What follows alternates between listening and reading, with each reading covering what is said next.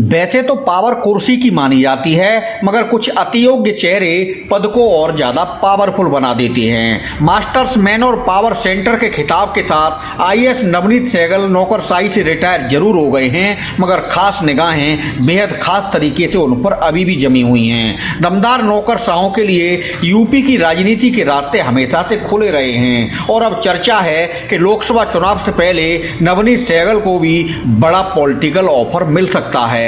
नवनीत सहगल की भगवा कैंप में एंट्री को लेकर सियासी हलकों में चर्चाएं तेज हैं और कयासबाजी जोर पकड़ रही है। इसमें भी सबकी नजरें पीलीभीत लोकसभा सीट पर टिकी हैं, जहां मौजूदा भाजपा सांसद वरुण गांधी की सरकार व संगठन से कथित दूरियों की वजह से भगवा रणनीतिकार 2024 को लेकर मंथन मनन में जुटे हैं। पीलीभीत जिले को मिनी पंजाब कहा जाता है और रिटायर्ड आईएएस नवनीत सहगल पंजाब में जन्मे हैं। शानदार प्रशासनिक क्षमता और टीम लीडरशिप के अद्भुत गुणों की वजह से नवनीत सहगल हर सरकार की आंखों का तारा रहे हैं। पंजाब में जन्मे, हरियाणा में पढ़े और यूपी के कानपुर से पीएचडी की डिग्री हासिल करने वाले नवनीत सहगल यूपी कैडर में 1988 बैच के आईएएस रहे हैं। उनकी बहुमुखी प्रतिभा का पता उनके करियर का ग्राफ देखकर आसानी से समझा जा सकता है। वह चार्टर्ड अकाउंटेंट और कंपनी सेक्रेटरीशिप का कोर्स कर चुके हैं। फिर उन्होंने प्रशासनिक सेवा में बाजी मारकर पूरे करियर में कामयाबी के झंडे गाड़े हैं। एटा, देहरादून, जौनपुर, कानपुर,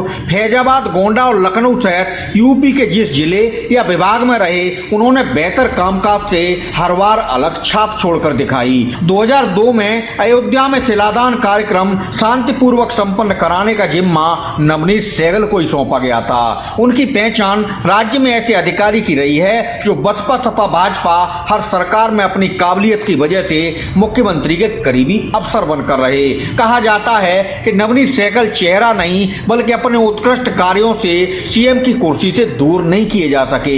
मायावती यूपी की मुख्यमंत्री रही तो नवनीत सहगल उनके लिए सरकारी क्राइसिस दूर करने वाले साबित हुए। इसके बाद राज्य में सपा की अखिलेश यादव सरकार बनी तो शुरू के कुछ समय की दूरियों के बाद वो नए मुख्यमंत्री के भी खास बन गए। उस वक्त मुख्यमंत्री अखिलेश यादव का dream project Agra Lucknow expressway का काम भी नवनीत सहगल की देखरेख में ही समयबद्ध तरीके से पूरा हुआ था। प्रदेश में सपा सरकार की विदाई के बाद जब भाजपा का राज आया तो योगी आदित्यनाथ मुख्यमंत्री की कुर्सी पर बैठे।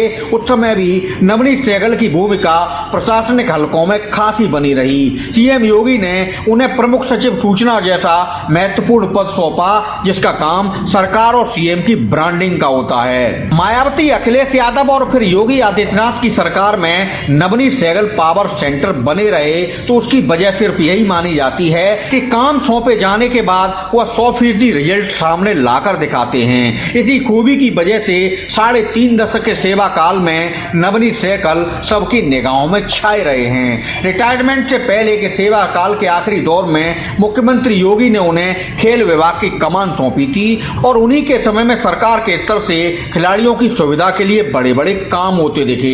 प्रशासनिक सेवा से अवकाश ग्रहण करने से पहले ही वह यूपी बैडमिंटन एसोसिएशन के अध्यक्ष चुन लिए गए थे और खेलों के क्षेत्र में पहले की तरह ही अब काम कर रहे हैं। हालांकि अब कहा जा रहा है कि नवनीत सहगल का इंतजार यूपी की राजनीति भी बेसब्र निगाहों से कर रही है। सत्तारूढ़ भाजपा यूपी की सभी 80 सीटों पर विजय लक्ष्य के साथ आगे बढ़ रही है तो माना जा रहा है कि लोकसभा चुनाव 2024 से पहले पार्टी नवनीत सहगल को विशेष राजनीतिक ऑफर दे सकती है। वैसे अभी तक भाजपा या नवनीत सहगल की ओर से कोई ऐसा संकेत सामने नहीं आया है, मगर राजनीति के गलियारों में इसे लेकर चर्चाएं तेजी से चल रही हैं। नवनीत सहगल राजनीतिक पारी की शुरुआत करेंगे या नहीं, इसे लेकर फिलहाल सस्पेंस बना हुआ है, मगर भाजपा कैंप में उनकी चर्चा कम नहीं है। खासतौर पर पीलीभीत लोकसभा सीट को लेकर, जहां सांसद वरुण गांधी से असहज रिश्तों के बीच भाजपा चुनावी विकल्प को लेकर मंथन मनन के दौर में है। यूपी में कई नौकरशाह भाजपा के साथ पहले से राजनीति की पारी खेल रहे हैं। पूर्व आईएएस ए.के. शर्मा